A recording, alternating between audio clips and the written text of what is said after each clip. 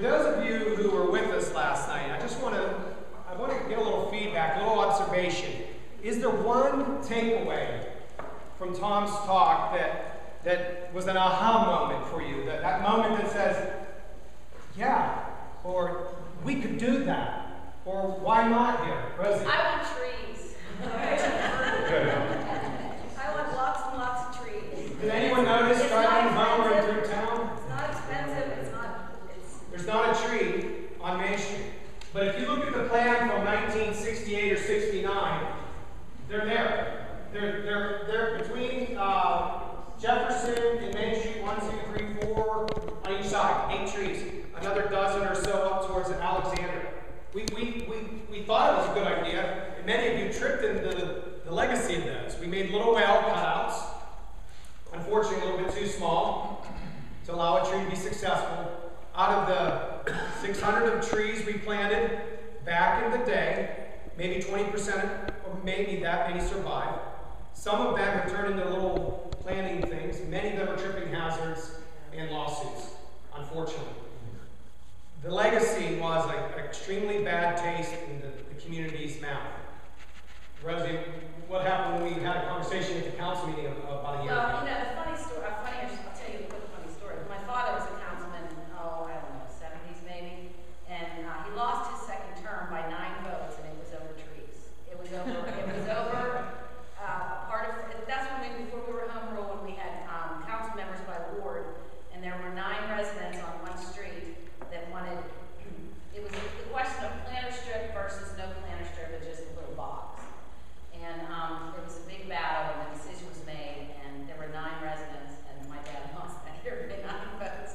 So it is a hot button. It's a hot button issue, and when we've talked about it at council meetings, I had two trees in front of my house up on Walnut Street, and I had to replace my sidewalk, and one of the trees did eventually die, but I'm not cutting it down. I'll just work around it. Really encourage you to get to Norristown. He mentioned the Penvest funding. This is Norristown's the county seat for Montgomery County, the county around Philadelphia with about 800,000 people in it. But this is their strategy. Really encourage you to get these. Tom was kind enough to include those and carry those out for us and make sure you grab them. And I know the ones that will be left, I'll strategically be sending. John. I had about 1,000 moments last night, but the one that ties on to what Rosemary just mentioned with the trees is the asphalt instead of concrete. Yeah. And I'm thinking, well, why does asphalt have to be black? I think you can stain it, but you kind of chalk it in.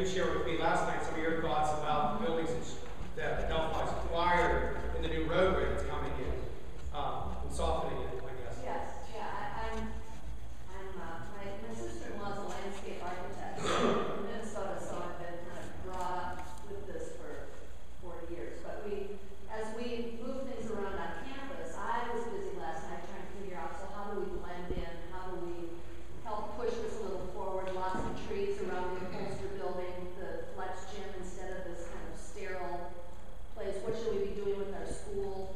So I'm really anxious. I said to Alex, you know, before we make any plans, we need to see where you're going so that this all looks like a great entrance into the city. I love it. Anxious to do that. What struck me last night at Tom's presentation was the parallels between Pottstown and Latrobe, and especially the tearing down of the high school. And we're right now in the process, Reverend Kerr isn't here today, of tearing down the Second Ward School, which I objected to. I discussed this. Tom and I talked a lot about that in the car yesterday. He identified that building, and when I said what was going to happen, He was. You looked at me? Yeah. Clark Kerr isn't here today, or I'd be looking at him too. But you know, it disturbed me to see what he put up there when they replaced it with a parking lot. Well, That's and exactly again, what we're going to do here. Yeah. We have a chance not to do that. I'll show you the plan. but Nonetheless, I think what Tom, the big thing was the disaster of the decision of the 60s era. I'm not sure Jim did the year of moving that high school to the area where it's at had nothing to do with the reality of serving this community, and it was an anathema. And we've spent millions and tens of millions of dollars busing kids, and quite frankly, moving the deck chairs out of the core community, abandoning the beautiful and the infrastructure that exists to do that. We could have, if we really, really, really wanted to, out where the 6th Ward playground area was before Delphi built all that, we could have an amazing high school right there. Would have been within that comfortable walk. The key really is the walk. The key is that the increments of 500 feet, 800 feet, 1,200 feet, and so forth, all the way up. We talked about the 20-minute walk. So, yeah, good stuff. But yeah, nonetheless, you know, I knew I would step on some toes when I brought this up. We still have. Well, I think what's exciting about the Ken is, just so you may not have noticed, and Jared and I have been working diligently with a group of people. Patrick Flynn is one of them. Patrick worked for a time with the local tourism agency, and he's so offended by what's going on and trying to steer that negative energy, because I don't think we can fight that battle, and I don't think it's the one we're going to take on. But let's then go to historic preservation. In your handout packet, if you still had it from last night, and I do have a few spares if you don't have them from last night, you might need to share with your neighbor. But in the handout packet, we have on the right-hand side a multitude of projects and project sheets, and one of them is to do a historic preservation plan for this town. The key element missing related to us and them, the connection, was we lacked the historic preservation plan and the historic district and the tax credit opportunity. In other words, that school, if it was in a properly designated historic district, the tax credits could have been available to someone to increment the difference between when the school put it for bid, the private sector may have said, we get it. I can make that work. I'll put the $4 million. I'll get the 800,000. I'll make, you know, it works all of a sudden. But see, we don't have that. I can't tell a developer today the Mozart can happen with this tax increment, opportunity. We're getting the tax credit and being able to do something. We can maybe do TIFs. That's a whole nother discussion. So, another takeaway. On the trees, this is something to think about. One of the things we did, we had a public workshop. I know you guys have a very good size one. We actually planted an arboretum of trees to grow over a period of time. And we used our Boy Scouts and Girl Scouts as their project to help maintain it and keep them going until they were able to be transplanted where we wanted them. So that's, you can buy trees very inexpensively as they're smaller, grow them to the size you need them, becomes a community project. The kids can be involved with it, and adults at the same time. Second, before you go and plant trees, you've got to have the right tree in the right location. You can't put a 60-foot tall tree where there's any power lines or anything like that, where you've got all kinds of problems.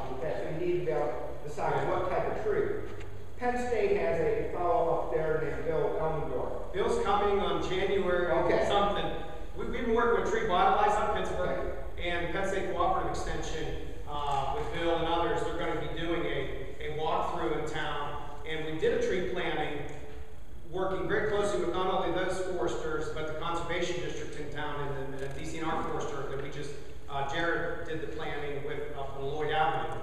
It was, again, a lot of conversation. The right tree at this particular spot, not doing the damage, and so forth. And I don't know, John, if you want to say anything about Bill and the work that Penn State is looking at doing. We have urban forestries, community foresters, across the state. Bill's probably the lead. You're getting one of the best, not only in the state, but across the country. He's worked many places, so it's fabulous. Other aha moments or takeaways? One of the things I noticed was how well this community looks like it would be an ideal community for the global AV place project. I mean, they had the separate paths. I noticed the motorized parts because that's coming, and Latrobe's an aging city. Yeah. So that struck me there, that they've accommodated this segment, this generation. Yeah. Linda, you want to say a 60-second about your group? Oh. The group in town, which was founded by John Parker, Laurel Area Partnership on Aging, is alive and well, and Nancy has some ties to us as well. We meet the second Thursday of every month at the Senior Center. We're not a service group, but we're a resource group. A lot of problems will come to us, and we're able to find where they need to go to get the answers. We've been around quite a while, and again, we're open to membership. Anyone can come.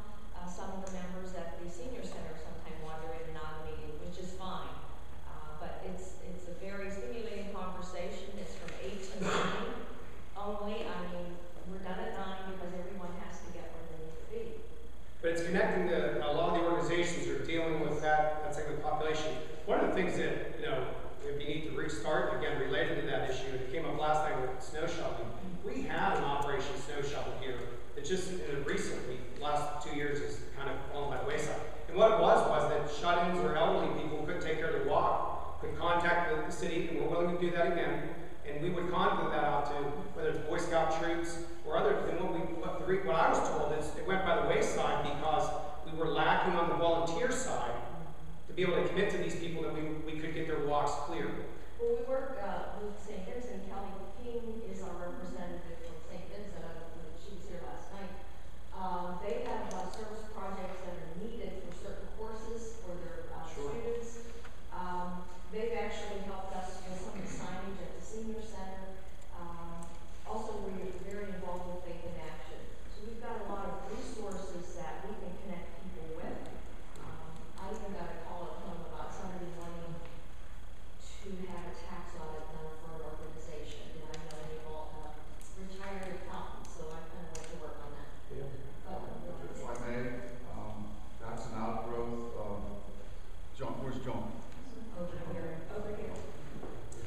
That's an outgrowth of what does Latrobe really need about 25 years ago, and one of the core, I think, about 4 years ago, four topics, and one was what do we do for our seniors, Latrobe Area Partnership, and I'm back to leadership, and that guy embraced that and carried the ball for. And he lives in Unity, doesn't he? Yeah, but he's a Latrobe, fellow Presbyterian guy that's knocking down the second one.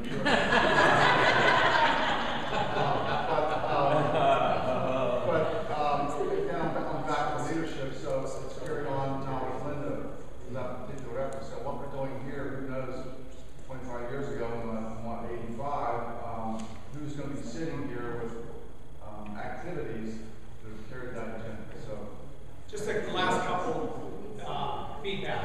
Any ahas from last night? One thing that struck me was older people, why are they not moving into Latrobe in their retirement? And I thought, well, now that's something that had never occurred to me. And to think about that, we have Springcrest, which is a good development for older folks, but is there something else that can help with assisted living and long-term care, but having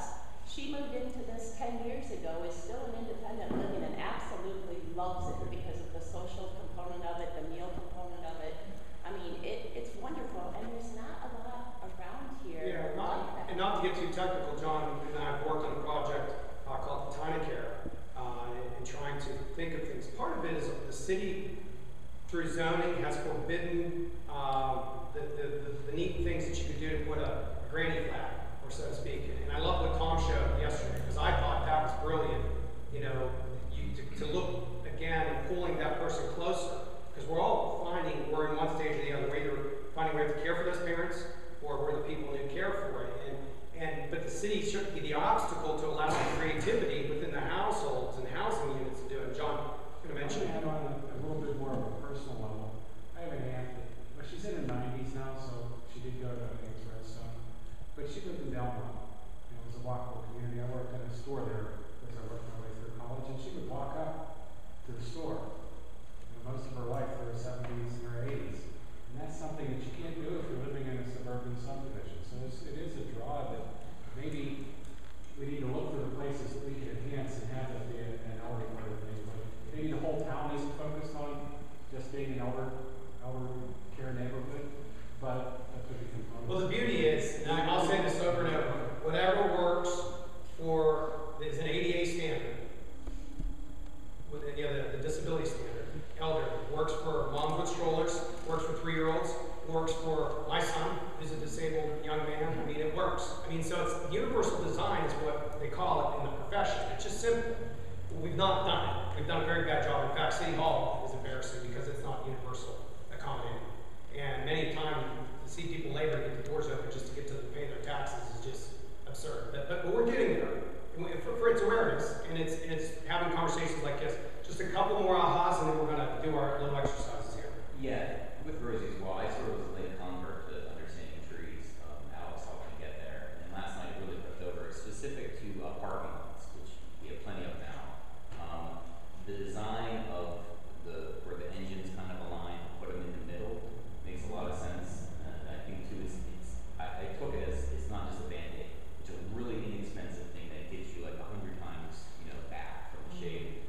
And then Arno too, when we had the Steelers Fest, it was like, it was about 96 degrees that day. Yeah. But those trees right next to the high school, I mean, it was probably like Memorial Drive is one of the beautiful streets in town. Everybody agree? Yeah. What makes it beautiful? Architecture? There's really none there. It's trees. And it's a way too with volunteers, when they planned that and they're not on the sidelines anymore, that community pride is significant because every time they drive past, it gets them off the sidelines. Anyway, the parking lot. That's worth the price of admission for Tom. Tom has linked us to the Montgomery County Community College as an example of a parking lot that has trees. You see those drawings over there? Now, again, I'm not the final renderings, but community college, if you've ever been to Youngwood,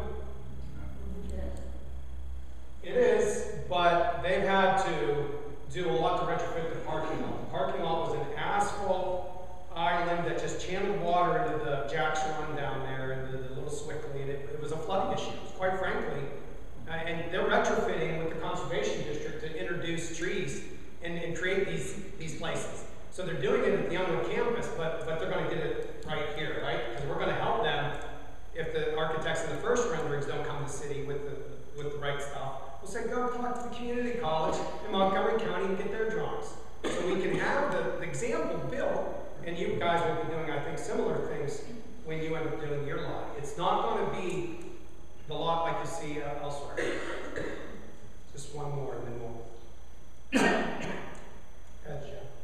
I know in a couple of meetings that I've been to, several questions were asked as far as, okay, people and property owners have city pride or community pride and want to do things like paint their curbs, do some maintenance and things, but there's a liability issue and also the, as far as employees, the labor relations type issue. How are those addressed, or how is the property owner or the community supposed to find out about, okay, what are we allowed to do and what aren't we allowed to do? Yeah, just real quick on that, again, not to harp on it, within the right-of-way sidewalks, within the right-of-way curb and strip and tree is all the property owners, even though it's on the public right-of-way, it's all yours. I just saw, we have three lawsuits that the city gets named in, but they're sidewalks, the property owners, but we always get named because they pull everybody in. And we literally say we have nothing to do with that. That lifted sidewalk from that tree, and that trip, and that claim is not our responsibility, and we do everything we can. We have court law and court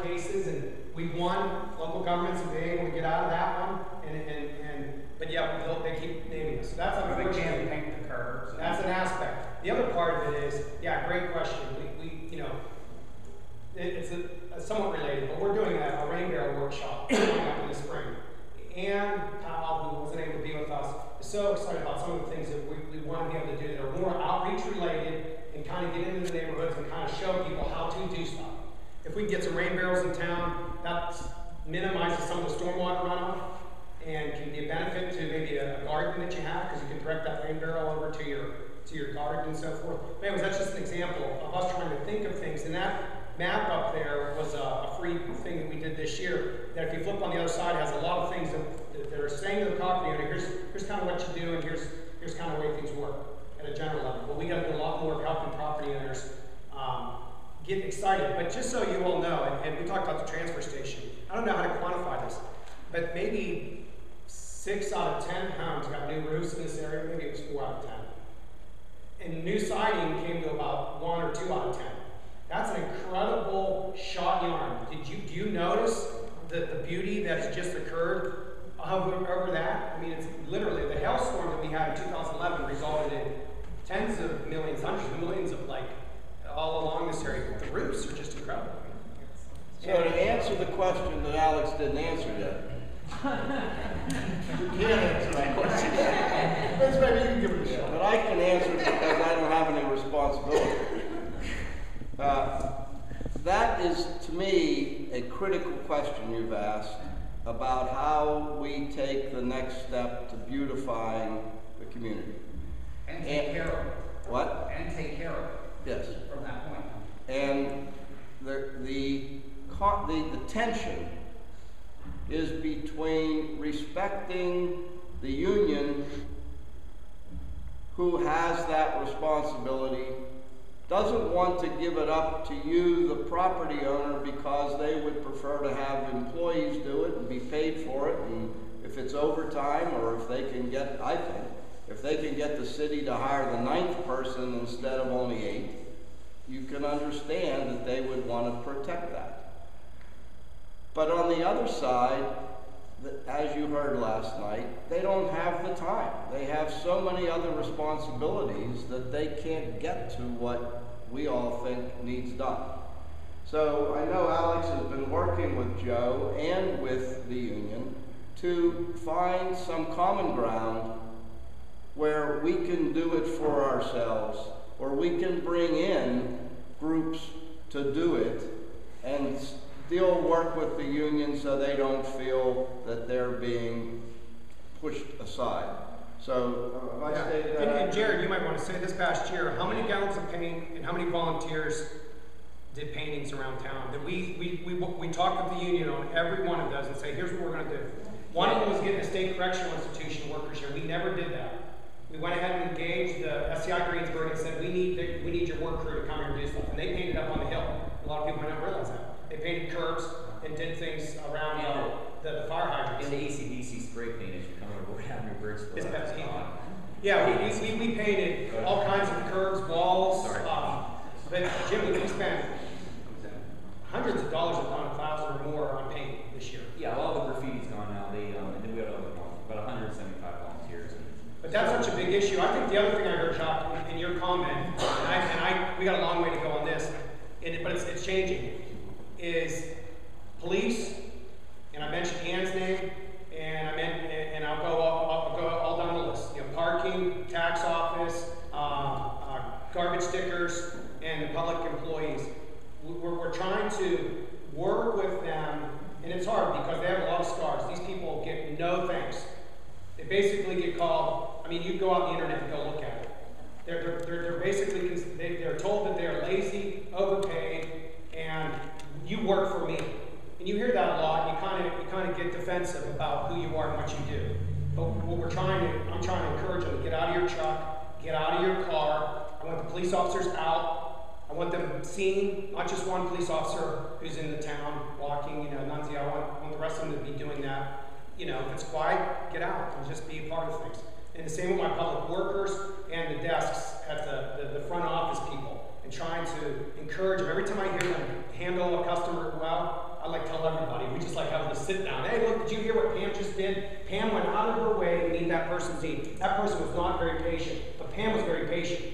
And so we get a lot of that to try to build a culture within the town of the employees being the servants they ought to be, which is humble and gracious, and work with people, not defensive of like, and kind of want, you know, because literally I drive around with Joe.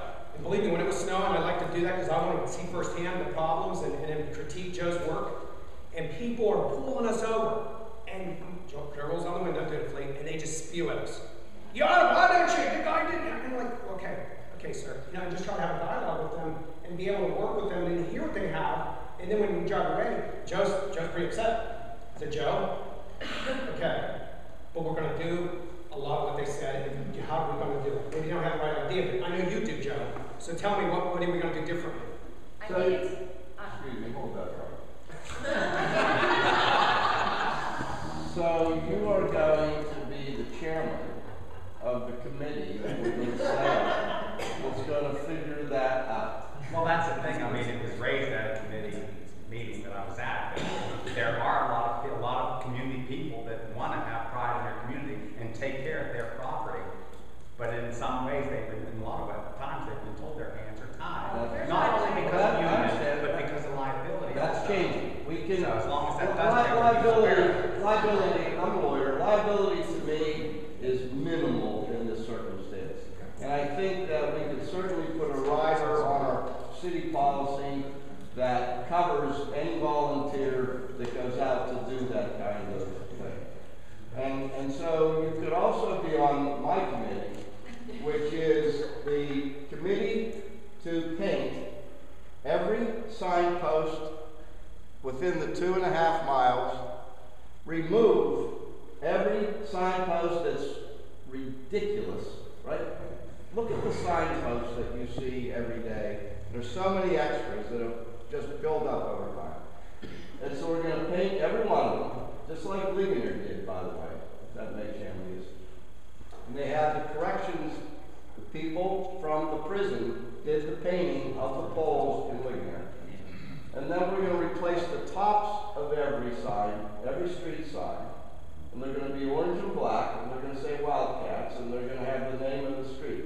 So that, again, it's one more step to orderliness and to neatness that we hope will become contagious. Rosie? just a couple points. One thing, we recently did a project with Park and Rec, which was residents from the Third Ward who wanted to clean up the Third Ward playground, and Jeannie and her group worked with them, and Jared kind of coordinated it, and it was all volunteer. We got together, said, what do we want to do? Picked a day, and spent how many hours up there just cutting down trees and cleaning things up and painting and all that kind of stuff. And those are great things, and I agree with you, there are a lot of people that want to do those things. But I just want to, I've been on council for 10 years, and I got to tell you, we have wonderful employees, and they recognize the fact that they can't do everything, and we're not in a position to hire people, so they do want to work with us, because most of them, they grew up here, they love the town as much as everybody else does, and they want to try to work with us as best we can. And I can tell you that in the last year and a half since Alex has been here, the whole personality and mood and just it's unbelievable. The employees are much more engaged. They feel much better about what they're doing and being a part of it, instead of like the adversarial guy who's coming and telling you, hey, your tree needs cut down because the branches are falling down. So we had a snow polish shoot that just recently escalated to. Yeah, it's good stuff. I'm really excited about where we're going and even just the involvement of everybody here. But the community does want to get engaged, and we got to find a way to pull all those people in. I think it's great that you're bringing in the state correctional institution and using that resources there and to get that stuff done. But I look at it coming from an education standpoint. How do you get the kids, one, educated and get them involved? Because we're looking at the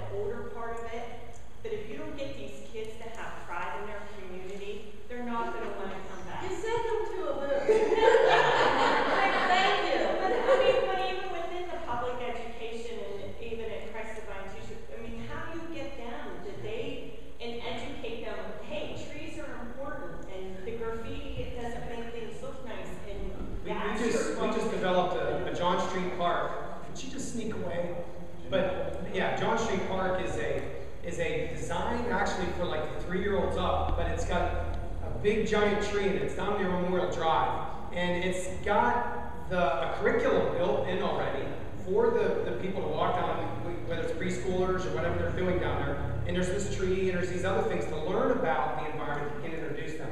But we've got, through the Economic Exchange Day, a wonderful connection with the Greater Latrobe School District, and I'm trying to think of the different teachers' names that we've been able to work with their highest level environmental education students. Carol Wright, and on the economic side, Licky Leeper, her as well. And we're engaging in dairy as well. We work with Jim Kelly on the dairy. We have been engaged last year in the city for the first time, really engaged in the Economic Exchange Day. 90 seniors from those two schools, and we'll be doing it again this year, helping with those issues. But then, and I go out on the Boy Scouts and so many other things. We're trying to create that little list of projects for the Eagle Scouts to say, oh, you want an Eagle Scout project? Why don't you stamp every drain in town with a little fish symbol that says this water goes to the Loyal Hannah Creek, and you ought to watch what you put in it.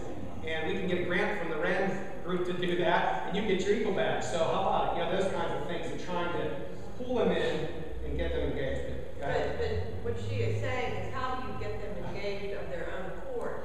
When you're working with the high school, that's super fantastic. They're getting credit for it. Sure. The kids at Adelphi, it's not, I'm choosing to go out and do volunteer work.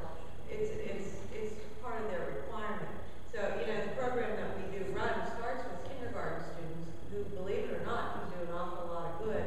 And, they come to us because they want to be a part of the community. Right. And we grow them from kindergarten on all the way up through high school. So they got time they can do stuff in. They got a town they can do stuff in, and we need to meet. Yeah. Because, even like the shoveling of the snow. And we do programs on the environment and Generations in Touch, and we are part of that. And, but that's the key, is to get kids to want to do it of their own accord, not because it's a requirement of some sort. Because otherwise, when these kids grow up, you're not going to have a generation of people who will sit here on a Saturday morning or a Friday night because they feel, dedicated to this community. John, just the last comment. I want to make sure I got this in. It relates to this discussion, but one thing was in Thomas Halpin's presentation last night about the trees that wasn't in there.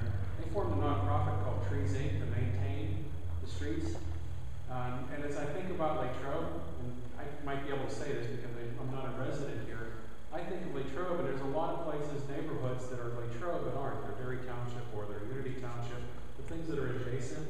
Something like a nonprofit that takes on that maintenance or looks at those maintenance issues beyond Latrobe's boundary, which are constrained by your budget, they're constrained by their budgets. Something that's kind of an intermediary entity might be able to help with that. And they make the case to the property owners, especially if you're thinking of seniors. They might not be able to or can afford to maintain a property.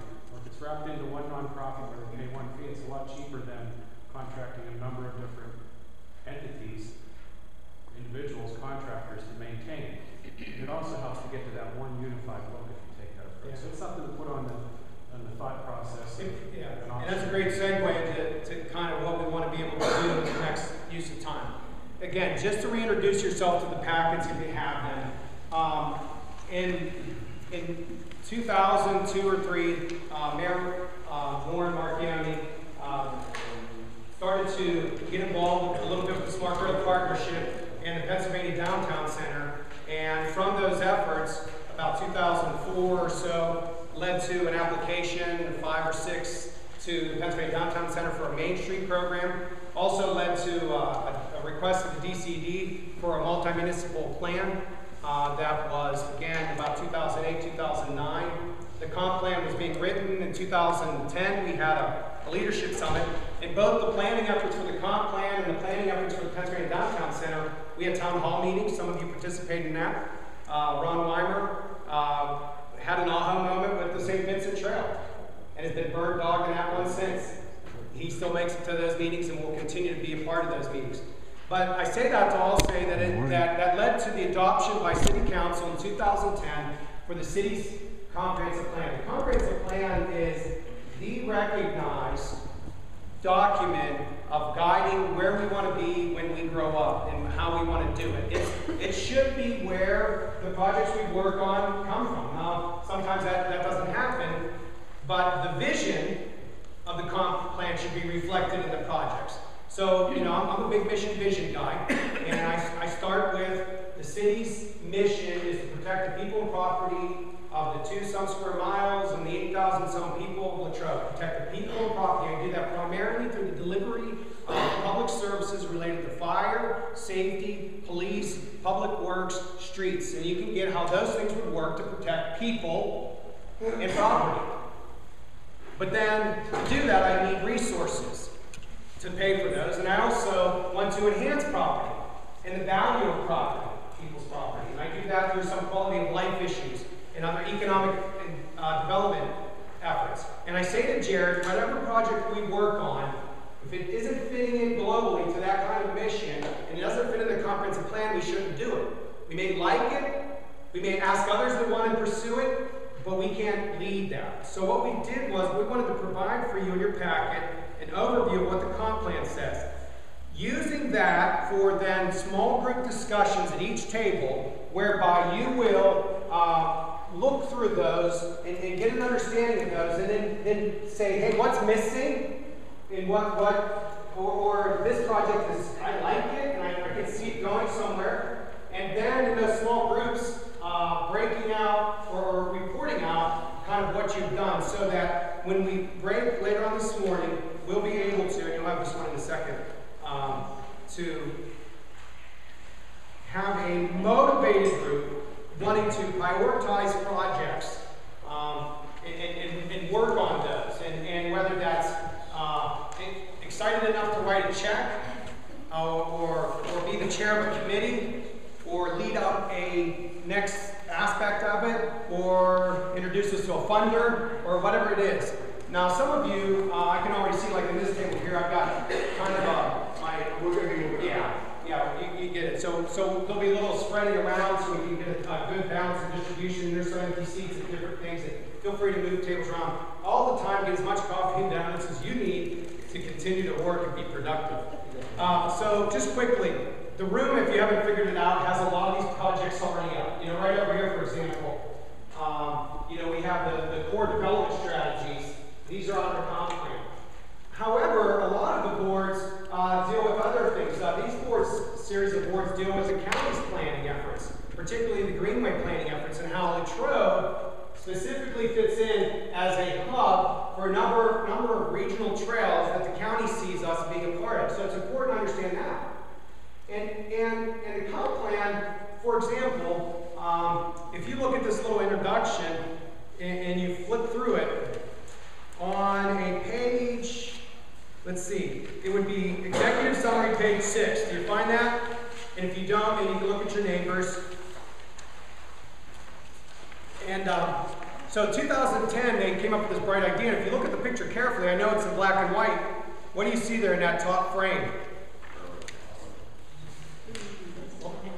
Trees, railroad tracks. Well, the railroad tracks are not there anymore because the Latrobe Foundation now owns that right away. They've acquired it from, with some resources from the McKenna Foundation and some generosity on their part. They've acquired that. The tracks have been removed, and it says you ought to think of a Rails and Trails project. Well, Jim, I don't know if you want to tell a little story, but we engaged the IUP students and said, you know, give us a Rails and Trails plan. Well, these boards with the black border on top, they start in that room and they work all the way around the room, over to here and so forth, where they work for free of young people, 18, 19. These were undergrads. These weren't the grad students in the planning school. These are the undergrads. They said, it's not a trail only. It's a complete street. It's your wonderful street in Paris. I mean, literally, they started with images of grand streets around the world in the U.S. and said that's what this is. They saw Lincoln Avenue like we never did. They said you got Lincoln Avenue, you got the railroad track, you've got another road called Truman, and you've got things like the athletic field going alongside. You can do a grand boulevard, a complete street that's a green street that's got bioswales and trees. And they went on and on, and they didn't stop. They went neighborhood by neighborhood by neighborhood. with an existing condition like this one here by the camera. It says the existing conditions on top, and then they proposed it, what it could be. And look at the Photoshop work and the images. Some of these projects are as small as a Boy Scout project or me directing my public works to paint differently. And some of them are as large as maybe a DCNR or a PennDOT grant. Though grand in its vision, implementable then in its parts. Wonderful. So that's one of the projects in there. But look how it worked. It started with a little blurb in a comp plan, a few citations throughout the plan. Next thing you know, and you'll see later on in the back of your handout, you see this part here. That was identified here. It said something, Lincoln Avenue rails and trails. It didn't have any of the language I just said about complete streets, bioswales, and all the people, but that's what we've done since then. So that's where we've got to take things. Of course, we've got to get that implemented. Now, in between there's some really neat things. In between the key findings is the Vision 2020 and mission statement. Rosie can attest, council probably isn't looking at it anymore, but every manager's report has on it the mission and vision. They get 2 managers' report a month. They both have mission and vision. And it basically says to them, subliminally, sometimes I say it out loud, if I don't find it in this, I shouldn't be doing it down here. So at the top of the report is mission, vision. Bottom of the report is what I'm doing. And so I try to make that link for them. And so if you haven't read it, it would be good to do that throughout your small group exercise to help you understand how this ties together. Now, right after the Vision 2020 is an exercise that many of you participated in different forms of strategic planning within nonprofits, churches, or private for-profit institutions. What we call SWOT analysis: strengths, weaknesses, opportunities, and threats. Simply, the strengths are what you have, and I'll use the football analogy since this is Steeler Town and the Steeler Nation. Strengths are what you do well. Okay, and it's internal. You do it. So a strength of ours might be we've got great receivers. A weakness is also internal, and it might be that our line isn't so high. So you got kind of some issues you can imagine for those who follow the sports thing. But that's an internal thing. Opportunities and threats are external. So opportunities are, we got a great home schedule laid out for us. There's an opportunity to the playoffs with the schedule. The threat is 2 division rivals got really good this year, and we're going to have our hands full to get into the playoffs because of that. Strengths, weaknesses, internal, opportunities and threats, external, so you want to maximize your strengths, build your strengths, minimize your weaknesses or address those. You need to think of the football, I might need to get a lineman to strengthen up the line, so I'll address that issue. I want to maximize my strength, I want to pass a lot because I got that strength. My opportunities, I want to take advantage of. I want to go get that opportunity, that external. What's going on in Harrisburg? What's going on in Greensburg? Pennsylvania Downtown Center, external opportunities. And the threats, who's handing you your lunch and how you're going to minimize that or avoid that so look through some of those. You might be able to see one that's missing or so forth or other things. Your group may want to share with us in the evaluation form, that was in the middle of, on the back side of the agenda, things that we've missed. Because that's exactly what those 4 questions want you to do in feedback. We're asking you to identify for us, continue to help us see some of those. So important in strategic planning to get this right. Lastly, in that packet, back to what I said earlier, I think I numbered it. Denny Puka did a workshop with us about how to implement your comp plans. Like, we wrote it, I'm going to figure out how to implement it. And Denny, I wrote down that we have 43 goals with 104 objectives. Okay. What do we do next? Where do you start? Yeah. Where do you start? Yeah, and it's tough, and that was the thing. But I'm going to steal from the Penn Cooperative Extension. I don't know if you can read this. Just so we're on the same page with the vernacular.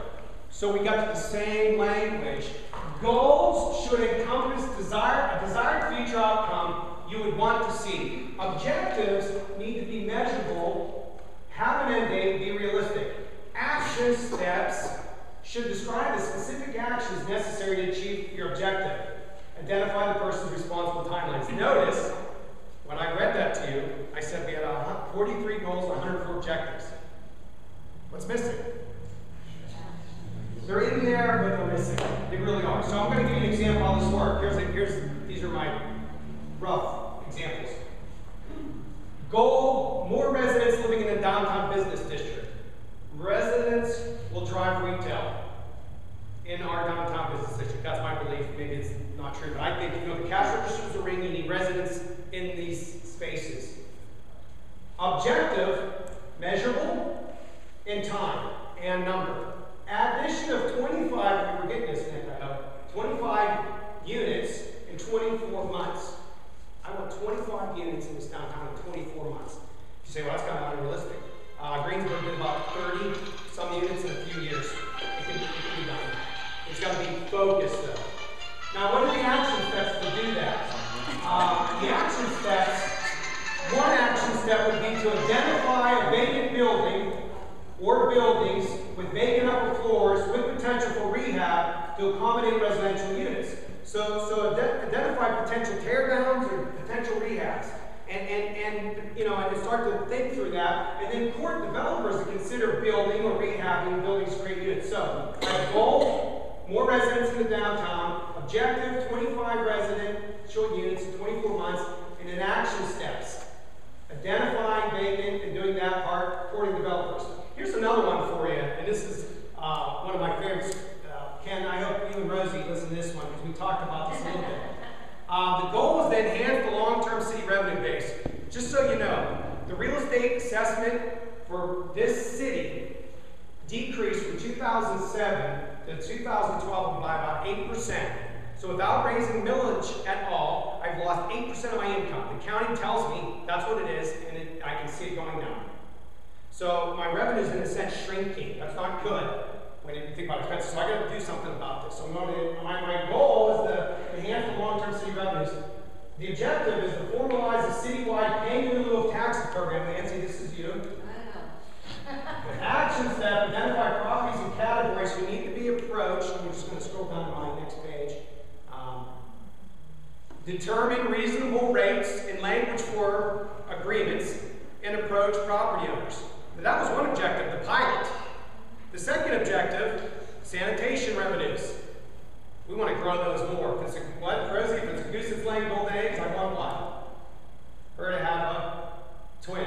Oh. Right? Yeah, where you go with that? Yeah. We want her to have twins, right? We want her to do more, and we want lots. So we want to grow the sanitation revenues. So what's my action steps to that objective? Remember, the goal was to enhance city revenue streams.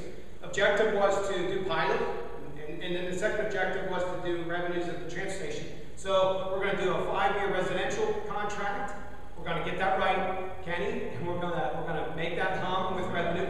And then we're going to do a better on recycling. We're going to do a composting where people take stuff to us and we package the Latrobe compost product at Lowe's and other places and make money. Can you imagine taking the waste stream, getting paid to take it, and then selling it? I mean, that's sustainability. And then that's that. And those are just two examples. And the third thing for revenue, again, goal, enhance the city's revenue. Objective, the third objective is enhance parking revenue. I need 10 people, right, to sign up for Pango. So what I've got is got hats.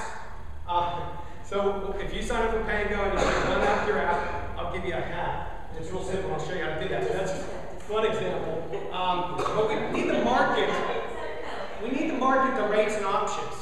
We took a one-size-fits-all approach to parking that the city historically had. We had one rate. Did you know that that in 2011, if you wanted to, do you guys remember this? When you wanted a parking pass in Latrobe, what you had to do?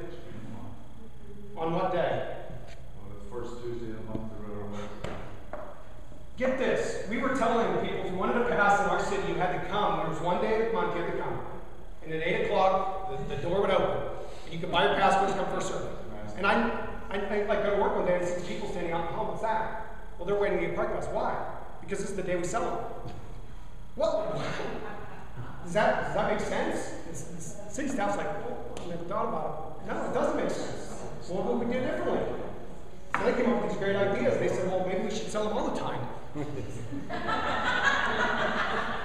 Why? Okay, well, how much they cost? Over $30 for all of them? Yeah. Except for the super pass, which allows you to fly around town with a cape. But we said, well, why would you do that? I mean, aren't some passes worth more than others? And that's kind of nobody parks that lot. Why don't we make that cheaper? And on and on. So we've done things like remote lots. We created a scheme, and unfortunately, one council member did not get it and killed us over the issue. We created this options. We literally reduced the rate. Look at her parking tickets. We reduced the rate that residential people pay in the downtown. Remember, I said it was one price. People living in the residential were paying that price. We reduced theirs to $15. We took it from $30 to $15. We said, if you live in the downtown business district, and then we said, if you live in the city of Latrobe, you get a 35% discount on anything you want to buy related to parking passes. So you get a plus. You get it's a reverse tax. Because now if you look at it, I'm actually penalizing the out-of-towners for buying passes. Cities talk about this, but we put it on its positive side. We said, you get a discount. Your rate lowers.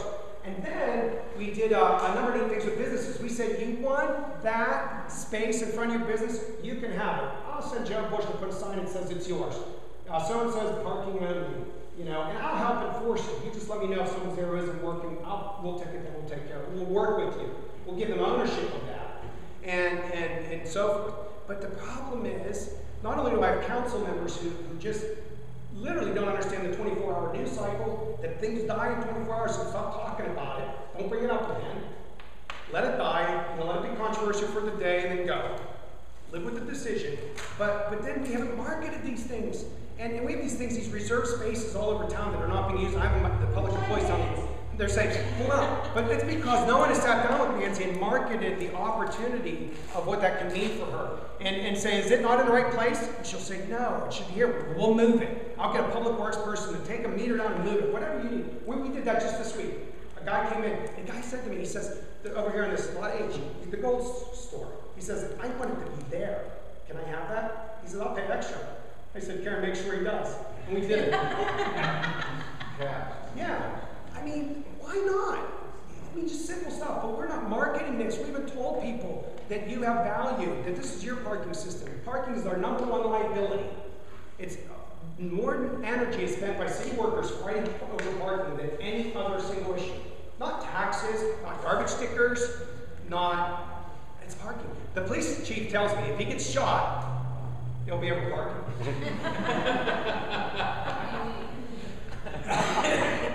So, what we're going to do now. I love paying like tickets when I'm in the reserve spot. Yeah, I had a conversation with Kay like that, and she's like, I know she paid for payment. I said, you're just killing me. What are you doing, Kay? Let her park wherever she wants. $30 this week. Nobody's in those reserve spots. They're not being sold, and she's Reserve, not for Nancy. I do this my charitable contribution. Thank you, Nancy. Okay, so what we're going to do now. I got mine right out front of my building. $15 for parking at the meter that they took away from me. Who are they? Yeah, who are they? Yeah. One of my best new managers. Just real quick Pango stories. Danny is literally in town, shuts off his Pango to show someone how to start a parking session. And in the time it took to do that, Kay hit him. He got a ticket and the text that says, you were not paid, and she checked, you're not paid, and he got a ticket. The Pango guy? Yeah. Yeah, so A few bucks. she's non-discriminatory and kind of a little zealous at times. But that's okay, we'll work with her. Yeah, I just want to say before, I'm sorry I was late, but Was that your phone, Gene? it was, Okay. and it was the Monday Night Football theme. I couldn't figure out how to turn the volume off, something's wrong with it, but it went along with Alex's analogy. So I thought that sort of segued into that, but it was a little late. But I did want to say, before you go into your groups, I had the opportunity to meet with several DCNR representatives this past week, and sort of pitched the Lincoln Rail Trail. And they were at a County Park and Rec Alliance meeting up in council chambers this week. And fortunately, Alex had all these posters up. So we stayed after the meeting, and really it was the most fabulous. They were like, wow, and so impressed with our thinking and how we put this all together.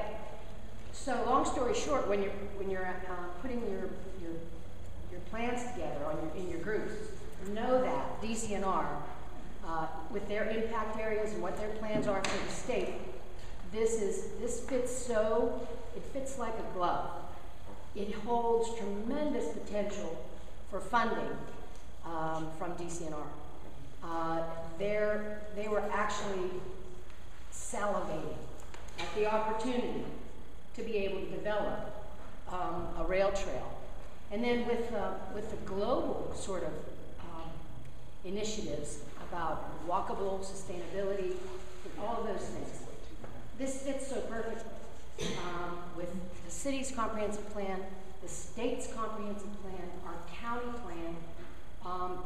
So I'm saying, put that on the top of your list, and I'll get you some money.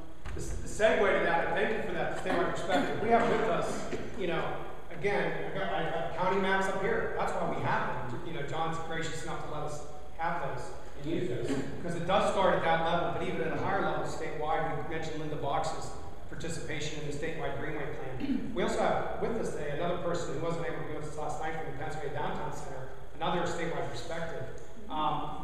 A little commercial about what the PDC is, and just introduce yourself to our group. We're very glad you're here. Oh, thanks. I'm Mary Lee Scholar, and I'm the Field Services Coordinator for Pennsylvania Downtown Center. And we do work with communities to build their sustainability for their revitalization programs. We work with historic preservation. And we have a staff member now who's working with DCNR to create a program called Nature-Based Placemaking. So we can help with all this stuff. It's very exciting what you're doing. Yeah, this is great.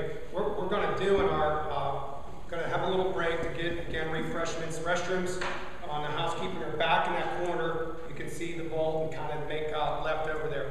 I'll get you, John, before we do the break.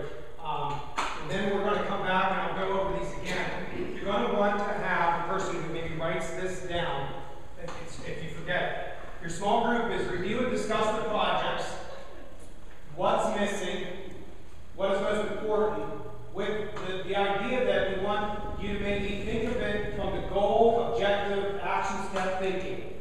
Goal, what you want to be when you grow up. Objective, measurable, how did you know you are growing up when you kind of get there kind of thing, 25 units, 24 months. And then action steps are kind of what's got to happen to make that objective happen, which in essence goes back to the goal. So with those thinking, I'll kind of leave that on. People can keep going and gravitating to it to help that. Because you're going to want to, at your table, look through the projects and say, well, this is kind of neat, but there's nothing else to it. Well, let's as a group do that. We'll make the objectives. We'll make them measurable. Some of you are in business. You understand this. You can't do a quarterly report. I mean, you got to have quarterly reports. You got to be able to measure it. Nick, we got to go to Vince and say, how did we do? Because that's your board. And Graziani, how did we do? We got to measure it. So you got to help us that. You'll see a lot of stuff's missing. And then, when you report out, you'll say, our table thought that the big thing here is the city of Latrobe should do X. We see that as the goal. Here's some objectives that we think kind of are measurable and doable.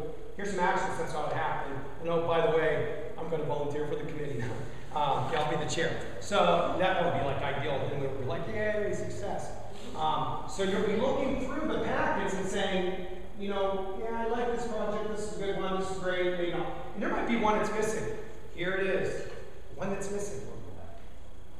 Our biggest threat. Excella Health is going to build a 100,000 square foot facility in the 2.1 miles is about what it is. This is according to the measurements that Tom gave us last night for the center of this town. That single act will jeopardize every lease and contract to rent in this town for every doctor office, and maybe within 2 years they'll all be gone. If you know our downtown, it's very heavily service-oriented towards doctor's office. In fact, we spent $3 million rehabbing a garage because we were trying to service doctor's offices in the Troutman's building and adjacent buildings. So that's not even in your packet. But when I talk about SWOTs, boy, that's a biggie and really immediate. Like if I don't take care of that, then I might not have a downtown to talk about 5 years from now, at least as we know it. And all our plans are kind of like, wow. So maybe one of you guys will take that Hint, hint. You guys want to try? Yeah, Yeah, already started. he's already working on it. John, real quick, and then we'll go break. Two things. Relating to Excel Health, if it happens, you may or may not be able to control it, so. Sure. What do you do? What do we do with the afterfall? Yeah, somebody else is going to do the afterfall. So you have to think that through. How do you create an opportunity of what you would be after that? The other thought is the pools of money. You know this, Jared knows it, Nick knows it, matching. You know, when we talk about DCNR, when you talk about EDC and Elm Street, Main Street, and all those dollars, as you think about the action steps, try to find the synergy where you can match one agencies with another, so it's not all. I think in the state updates, we heard about how the Latrobe Specialty Steel, the Carpenter Company's investments for their 100th anniversary and some of the things they're going to be doing to benefit their community, but maybe dress up the skin of the buildings along Lincoln. We can use that as real match dollars for everything else in the Lincoln Quarter. What you're going to do in the softening and working on the entry are tangible dollars that we can use to match to do the rest of the way out and up towards the bridge. So on and on. We've got to be able to lay down on this Excel Health thing though. We still got to try to do something. No, we got to do both approaches. You need to I'm work sorry, on both worlds. I'm sorry, I don't know you, but maybe I said something I shouldn't. But No, he's our Excel representative. Okay. He's already been harpooned 3 times. So we're getting thank you for coming up with yourself in harm's way. that's what I said. Just to be fair, when I read it in the paper, I shot off an email to the CEO of Excel. Can we talk? The guy called me at 6 o'clock at night. Spent an hour on the phone with me talking about, hey, I'm not trying to pretend I understand the healthcare world. You've got to make your decisions, and it has to be important for the hospital. I can't be saying you got to give and lay over.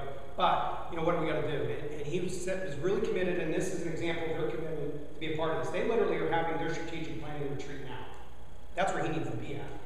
But they said, we'll send a key guy down to hear what you're doing because that's too important for us. Bob is committed, the CEO is committed to us that they will be a part of our discussions. Now, and again, we can't control what they do, as John says, but I think we should be operating in 2 directions. One is, what if they go? What's plan B? And the plan A of how can we maybe at the last ditch possibly get something out there. But I also throw out 2 things that are not in your package. I throw out one is city's revenues, and we've already talked about some needs there. And I can't remember what my goal line almost is. But anyways, it'll still be up there. Let's take a break and then get back to Can I ask a question? Yeah. So Doug is from Excel Health. Why is Excel Health going to build in Unity Township? I think they got a good price for the land. Well, what price did they get for the land? I don't know the particulars. How big is it going to be? 106,000 square feet. Yeah, 6,000 square feet. Why couldn't we build a 106,000 multi-story building here in downtown Latrobe? I'm sorry? Why couldn't we do it in downtown? A 7-story building. I wasn't part of the discussion. I don't understand the history that led to that decision. So my basic purpose of being here is to understand your perspective on it so I can take it back and then to facilitate discussion among key people here with Mr. Radowski. So I wasn't the decision maker, but I'm here to get information and take it back and facilitate discussion. What is we can do? I like what you're saying. I'd like to. We'll give him maybe on one of the Katrina Rafferty tablets. Here's the questions. We just are curious. It would help to know. It would help to know what the questions are, so that I could help Mr. Radowski prepare for the discussion, so that it's informative. However, I can collect those questions and take them back. Just taking a step back, and not to defend or condemn the hospital because it will allow. Tom's presentation, they don't get it. And I'm not just saying them, but Highmark doesn't get it. They're building a dock in a box out in Wexford that's 500,000 square feet or some crazy number. I mean, it's just insane. Everybody thinks this is the thing to do. Oh, we'll just go follow the model and retail and build big boxes out in suburbia with long distance parking. That's not what you do. In Tom's message, and we heard from the state perspectives from Ed and so many from Denny, Google, who's one of the leading companies in the world, is rejecting those sites to be in Bakery Square in East Liberty. I can go on and on with the companies that are nationally saying suburbs aren't where it's at. That's yesterday. the healthcare is like thinking that's today, and it's not. So unfortunately, we got to find a way to have a discussion with the Excel system and saying it's not about building a bunch of boxes on Route 30 and then, you know, trying to keep up with the Joneses in the mall, but it's about real community leadership is being committed to the core communities, but then it makes economic sense to be in the core community. I don't know if that's what you might be observing, but well, no, I apologize. I don't know enough about this, but I'm going to say this anyways. If you're thinking you got to put together a list of questions, put yourself in the shoes of the CEO or whoever's making the decision. If I'm that person, I'm going to think I'm being put on trial, and I'm going to react defensively.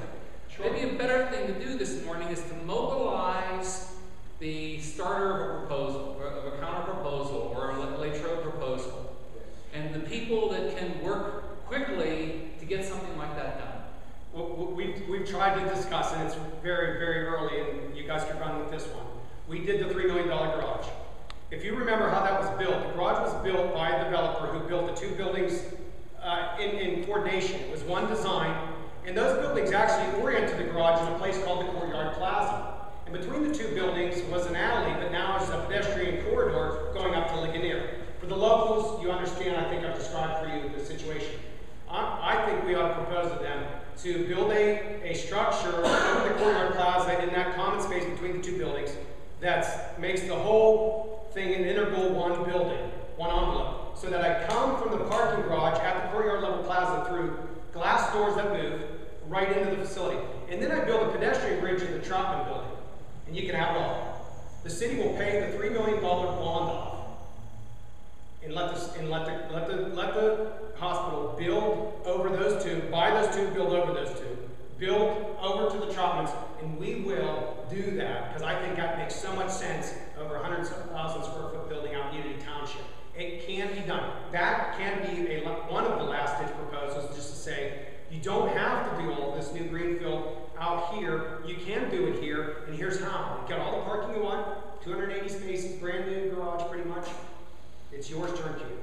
I just add something what Dennis said. That sounds really nice, by the way. A lot of our members, the core community cities around the Commonwealth, the hospitals that have been in those communities are under a lot of pressure. We're seeing it a lot where hospitals that are major employers, albeit tax exempt, and I don't know what Excel's situation is, but they've been under a lot of pressure financially. Part of the reason because of what you've seen, this movement of doctors creating, orthopedics doing in-house items that were normally in the hospital, all that revenue without eye doctors doing laser surgery, and creating groups and whatnot. That might be a point of discussion that Denny suggested, where you say, what pressure have you felt? That what's happened to your hospital? Where do you go? And then they've been major players in these communities, and a lot of them are under pressure. And communities, if you're an urban pocket in a semi-rural area, and the hospital is no longer a player, that's significant. They're basically almost our largest employer in town. They pay a lot of taxes to the city and will.